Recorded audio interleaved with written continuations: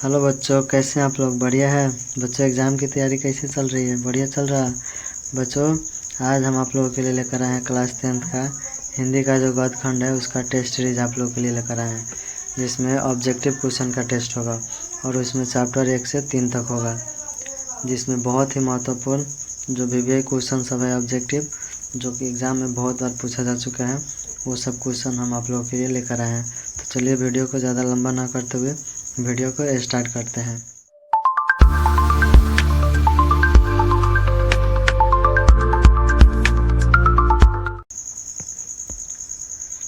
सबसे पहला क्वेश्चन देखते हैं क्या है। पहला क्वेश्चन है, लेखक बेरोजगारी का प्रमुख और प्रत्यक्ष कारण किसे मानते हैं? ऑप्शन ए में दिया हुआ है अशिक्षा को, ऑप्शन बी में दिया हुआ है जनसंख्या को, ऑप्शन सी में दिया हुआ है जाति प्रथा को, ऑप्शन डी में दिया हुआ है उद्योग धंधों की कमी को। तो इसका आंसर कमेंट कीजिए आप लोग कि कौन सा इसका राइट आंसर होगा। फटाफट बताइए, ये सब बहुत बार क्वेश्चन पूछा जा चुका है एग्जाम में। चलिए इसका राइट आंसर हो जाएगा ऑप्शन नंबर सी, यानी जाति प्रथा को, जो हमारे लेखक भीमराव अम्बेडकर है वो क्या मानते हैं? बेरोजगारी का प्रमुख और प्रत्यक्ष कारण मानते हैं।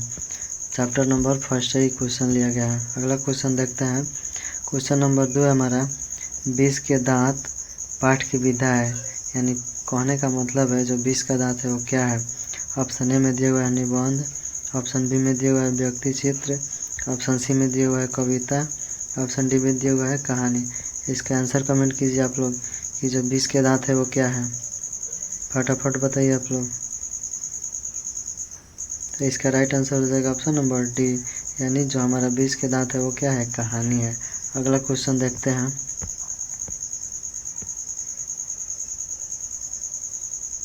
अगला क्वेश्चन है 3 नंबर, किनके प्रोत्साहन पर बाबा साहेब उच्चतर शिक्षा हेतु न्यूयॉर्क गए? यानी किनके कहने पर जो भीमराव अम्बेडकर थे वो मतलब आगे की पढ़ाई यानी हायर लेवल की पढ़ाई करने के लिए बाहर गए, यानी विदेश गए थे, न्यूयॉर्क जो बाहर यानी विदेश गए थे।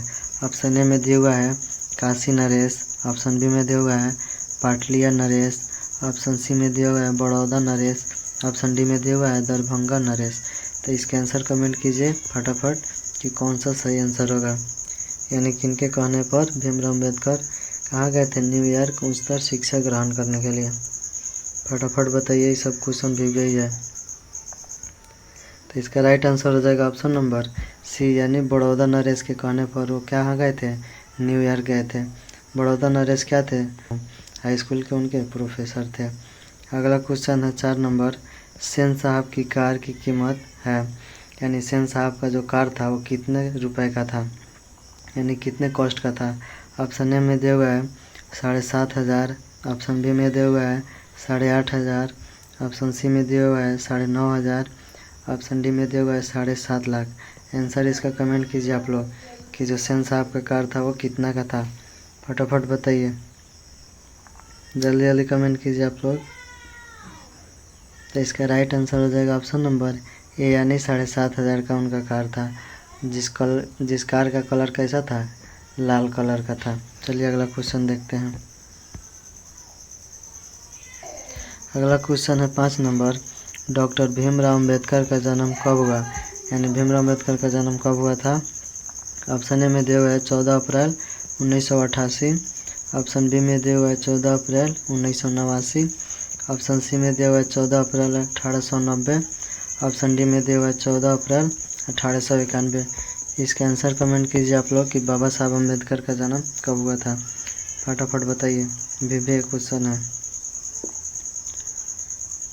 चलिए इसका राइट आंसर हो जाएगा ऑप्शन नंबर डी, यानी 14 अप्रैल 1891 को उनका जन्म हुआ था। इसी दिन हम लोग 14 अप्रैल को क्या मनाते हैं? अम्बेडकर जयंती मनाते हैं, याद होगा आप लोगों को। अगला क्वेश्चन है 6 नंबर, अम्बेडकर की दृष्टि में भाईचारे का वास्तविक रूप कैसा होता है? ऑप्शन ए में दिया हुआ है दूध और शक्कर के मिश्रण की तरह, ऑप्शन बी में दिया हुआ है दूध और पानी के मिश्रण की तरह, ऑप्शन सी में दिया हुआ है तिल और तंडुल के मिश्रण की तरह, ऑप्शन डी में दिया हुआ है पानी और नमक के मिश्रण की तरह। इसके आंसर आप लोग कमेंट कीजिए कि इसका कौन सा आंसर सही होगा। यानी जो हमारे भीमराव अम्बेडकर जी थे वो 2 भाइयों के प्रेम के बारे में क्या बताए थे कि दो भाइयों का प्रेम कैसा होना चाहिए। तो इसका राइट आंसर हो जाएगा ऑप्शन नंबर बी, यानी दूध और पानी के मिश्रण की तरह होना चाहिए। अगला क्वेश्चन देखते हैं।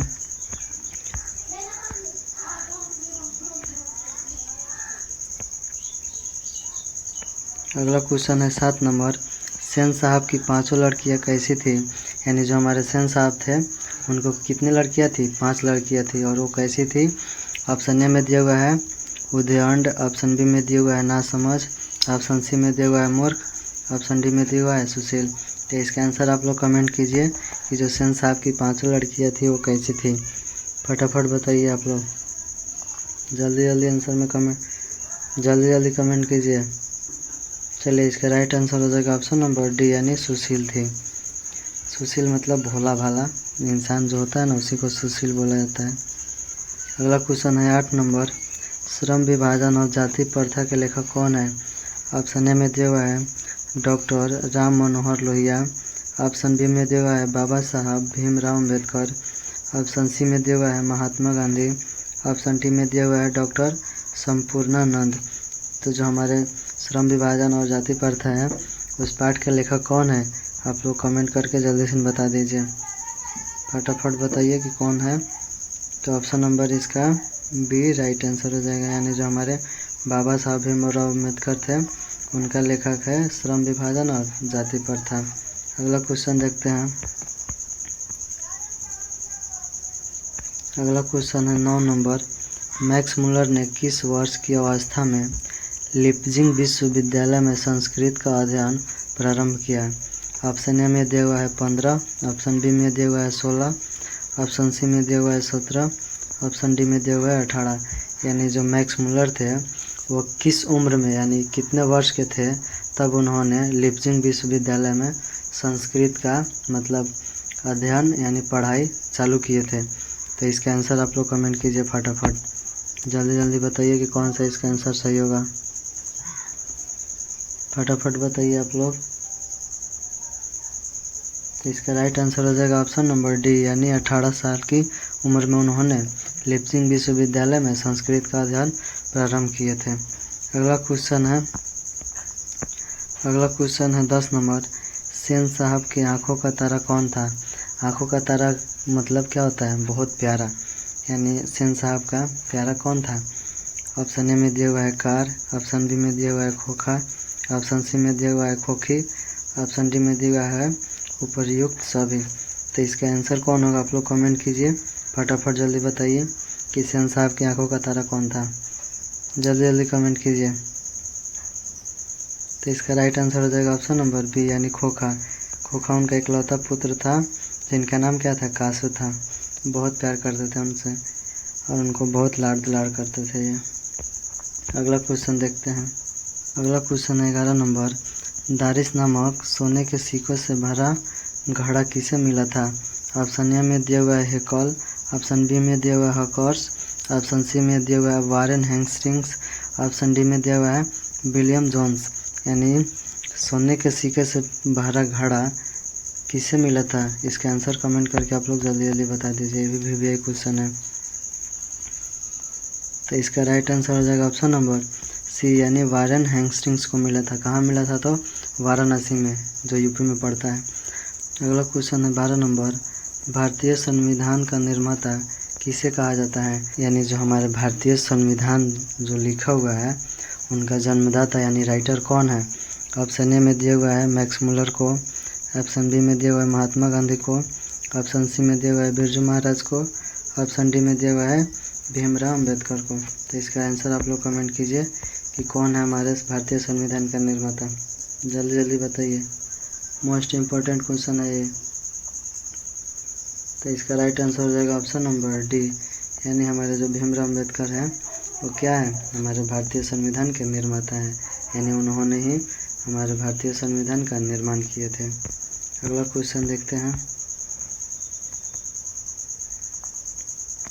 अगला क्वेश्चन है 13 नंबर, मदन ने कासू के कितने दांत तोड़ डाले। यानी जो मदन है वो खेल में क्या करते हैं, कासू से झगड़ा कर लेते हैं और उनका मार कर दांत तोड़ देते हैं। तो कितने दांत तोड़ते हैं।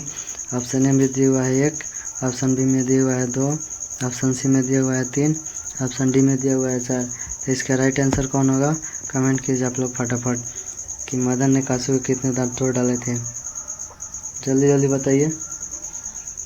तो इसका राइट आंसर हो जाएगा ऑप्शन नंबर बी यानी 2, यानी मदन ने कासू के 2 दांत तोड़ डाले थे। अगला क्वेश्चन देखते हैं 14 नंबर, प्लेटो का संबंध किस देश से है? यानी जो प्लेट है, प्लेट एक व्यक्ति का नाम है, ऐसा मत समझ लीजिएगा जो खाने वाला प्लेट है वो नहीं। प्लेटो का संबंध किस देश से है? ऑप्शन ए में दिया हुआ है इटली से, ऑप्शन बी में दिया हुआ है स्पेन से, ऑप्शन सी में दिया हुआ है भारत से, ऑप्शन डी में दिया हुआ है यूनान से। तो इसका आंसर आप लोग कमेंट कीजिए कि जो प्लेट थे उनका संबंध किससे है, फटाफट बताइए, जल्दी जल्दी कमेंट कीजिए आप लोग। तो इसका राइट आंसर हो जाएगा ऑप्शन नंबर डी यानी यूनान से। प्लेट जो थे यूनान के महान दार्शनिक थे। अगला क्वेश्चन देखते हैं। अगला क्वेश्चन है 15 नंबर, वाकिफ शब्द का क्या अर्थ होता है? यानी जो वाकिफ शब्द होता है उसका अर्थ क्या होता है? ऑप्शन ए में दिया हुआ है सभ्यता, ऑप्शन बी में दिया हुआ है परिचित, ऑप्शन सी में दिया हुआ है घटना, ऑप्शन डी में दिया हुआ है क्रूर। तो वाकिफ शब्द का अर्थ क्या होता है? जल्दी जल्दी आप लोग कमेंट करके बता दीजिए हमको, फटाफट कमेंट कीजिए आप लोग जल्दी जल्दी। तो इसका राइट आंसर हो जाएगा ऑप्शन नंबर बी यानी परिचित, यानी वाकिफ शब्द होता है उसका अर्थ हमारा परिचित होता है। अगला क्वेश्चन है 16 नंबर, कौन प्राचीन भाषा है? यानी प्राचीन का मतलब पुराना। ऑप्शन ए में दिया हुआ है हिंदी, ऑप्शन बी में दिया हुआ है मराठी, ऑप्शन सी में दिया हुआ है संस्कृत, ऑप्शन डी में दिया हुआ है उर्दू। यानी आप लोग बताइए इसमें कि कौन सा जो भाषा है वो प्राचीन भाषा है, फटाफट बता दीजिए हमको जल्दी जल्दी आंसर। चलिए इसका राइट आंसर हो जाएगा ऑप्शन नंबर सी, यानी जो हमारा संस्कृत है वो सबसे प्राचीन भाषा है। अगला क्वेश्चन देखते हैं। अगला क्वेश्चन है 17 नंबर, मेघदूत का जर्मन में अनुवाद किसने किया? यानी जो मेघदूत हमारा लेख है वो संस्कृत भाषा में लिखा हुआ है, कालिदास की प्रमुख रचना है, तो उनका जो अनुवाद है वो जर्मन भाषा में किसने किया था? ऑप्शन ए में दिया हुआ है ईश्वर पेटलिकर ने, ऑप्शन बी में दिया हुआ है रूसो ने, ऑप्शन सी में दिया हुआ है मैक्स मुलर ने, ऑप्शन डी में दिया हुआ है सातकोड़ी होता ने। तो इसका आंसर आप लोग कमेंट करके बता दीजिए फटाफट कि मेघदूत का जर्मन भाषा में अनुवाद किसने किया था, जल्दी जल्दी बता दीजिए, भी क्वेश्चन है। इसका राइट आंसर हो जाएगा ऑप्शन नंबर सी, यानी मैक्स मुलर ने मेघदूत नामक रचना का अपने देश की भाषा यानी जर्मन में उन्होंने अनुवाद किया था। अगला क्वेश्चन देखते हैं।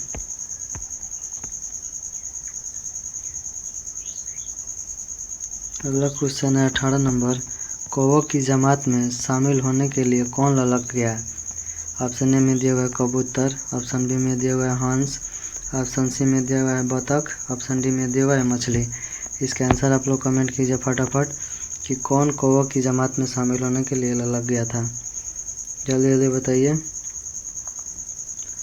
तो इसका आंसर हो जाएगा ऑप्शन नंबर बी यानी हंस।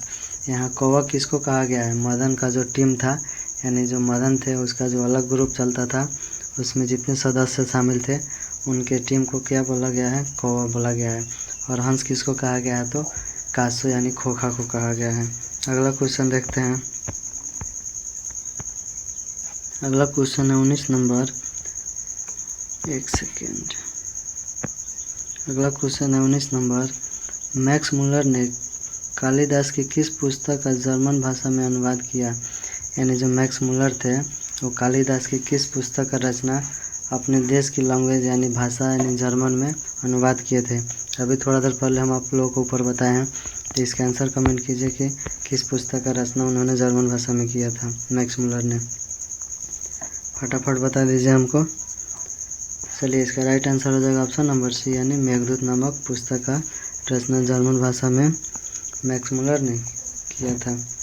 अगला क्वेश्चन देखते हैं 20 नंबर, हॉकर्स क्या थे?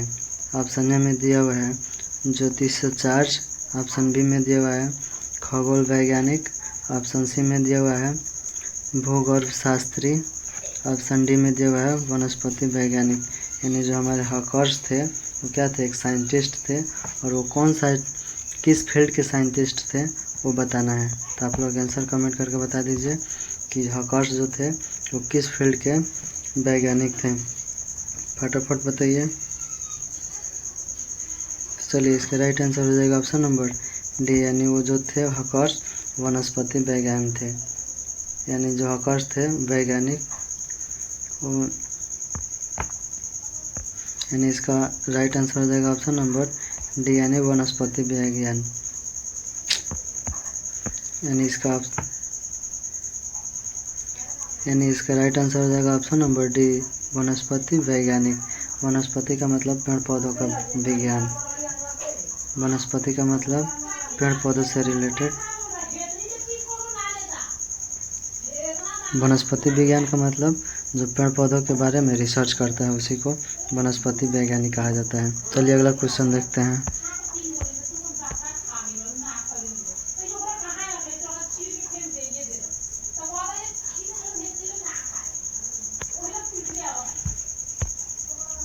अगला क्वेश्चन है 21 नंबर, 172 दारिस नामक सोने के सिक्के का घड़ा कहाँ मिला था। अभी थोड़ा देर पहले ये भी क्वेश्चन आप लोगों को ऊपर बताया है। ऑप्शन ए में दिया हुआ है दिल्ली में, ऑप्शन बी में दिया हुआ है गांधीनगर में, ऑप्शन सी में दिया हुआ है वाराणसी में, ऑप्शन डी में दिया हुआ है श्रीनगर में। तो इसका आंसर कमेंट कीजिए आप लोग कि जो सोने का सिक्का था वो कहाँ मिला था, किसको, तो वारेन हेस्टिंग्स को किस मतलब राज्य में मिला था, फटाफट कमेंट करके बता दीजिए आप लोग। तो इसका राइट आंसर हो जाएगा ऑप्शन नंबर सी, यानी वाराणसी में उनको 172 दारिस नामक सोने के सिक्के का घड़ा मिला था। अगला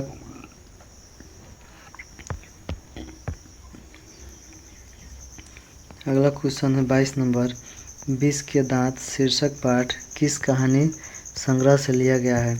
ऑप्शन ए में दिया हुआ है मित्र मिलन, ऑप्शन बी में दिया हुआ है 20 के दांत तथा अन्य कहानियाँ, ऑप्शन सी में दिया हुआ है कुहासा, ऑप्शन डी में दिया हुआ है मौत का नगर। यानी जो हमारा 20 के दांत का जो रचना है वो किस पुस्तक से लिया गया है, यानी किस कहानी संग्रह से लिया गया है। इसका आंसर आप लोग कमेंट करके बता दीजिए हमको फटाफट कि कौन सा इसका सही आंसर होगा, जल्दी जल्दी बताइए। इसका राइट आंसर हो जाएगा ऑप्शन नंबर बी, यानी 20 के दांत तथा अन्य कहानियाँ। ये जो प्रमुख क्या है, एक कहानी संग्रह है, इसी से क्या है 20 के दांत जो हमारा चैप्टर है वो लिया गया है। अगला क्वेश्चन देखते हैं।